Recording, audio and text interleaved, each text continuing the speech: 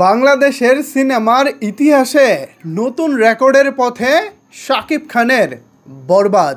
বিস্তারিত জানতে একটি লাইক দিয়ে সম্পূর্ণ ভিডিওটি দেখতে থাকুন। আপনাদের সাথে রয়েছি আমি ওয়াসিম। ভিউয়ার্স, মেগাস্টার শাকিব খান মানেই যেন রেকর্ড গড়া, রেকর্ড ভাঙার খেলা। আমরা এর আগে বাংলাদেশের সিনেমার ইতিহাসে যেটা দেখেছি, ঈদ ব্যতীত দু একদিন আগে সিনেমা হলে টিকিট বিক্রি শুরু হতো, অগ্রিম টিকিট আর কি।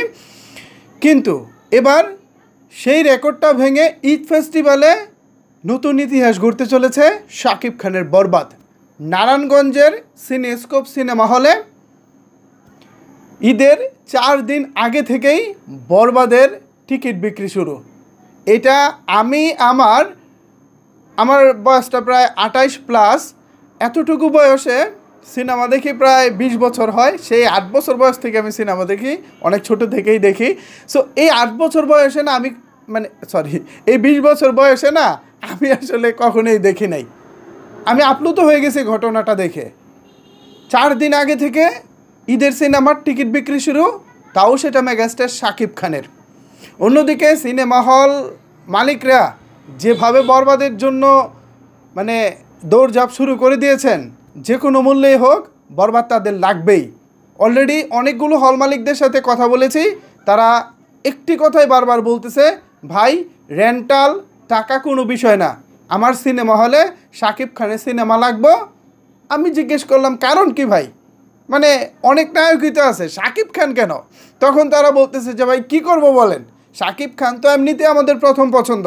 তাছাড়া দর্শকরা গত 2 সপ্তাহ ধরেই জিজ্ঞেস করতেছে, ভাই আপনার হলে বরবাদ লাগাবেন কিনা, ভাই আপনি বরবাদ চালাবেন কিনা। তো এই রকম যখন প্রেশার থাকে দর্শকদের কাছ থেকে, তখন ভাই আমরা কি বরবাদ না নিয়ে পারি? আমাদের তো ব্যক্তিগত পছন্দ আছেই।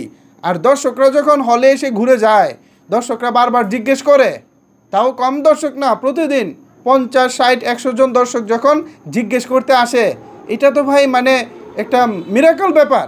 নর্মালি অন্যান্য নায়কদের সিনেমা দেখতেও তো 100 মানুষ আসে না। অন্যদিকে শাকিব খানের সিনেমা চালাবো কি না এটা জানতে 100 মানুষ চলে আসে। সো এইটা আপনারা কিভাবে মূল্যায়ন করবেন? তা আমি তো এই কথা শোনার পর সত্যি আমি অবাক হয়ে গেছি। আসলে ব্যাপারটা ভাই এরকম, অন্যান্য নায়কদের সিনেমা দেখতেও 100 দর্শক আসে না। 100 দর্শক যদি অন এভারেজ প্রত্যেকটা শোয়ে হতো, তাহলে তো বাংলাদেশে এত সিনেমা হল বন্ধ হতো না, অনেক সিনেমা হল এখনও টিকে থাকতো। বাট শাকিব খানের ব্যাপারটা দেখেন, কী যে হতে চলেছে, আমি জাস্ট এইটাই ভাবতেছি। ঈদের তো আর খুব বেশি বাকি নাই, 3-4 দিন বাকি।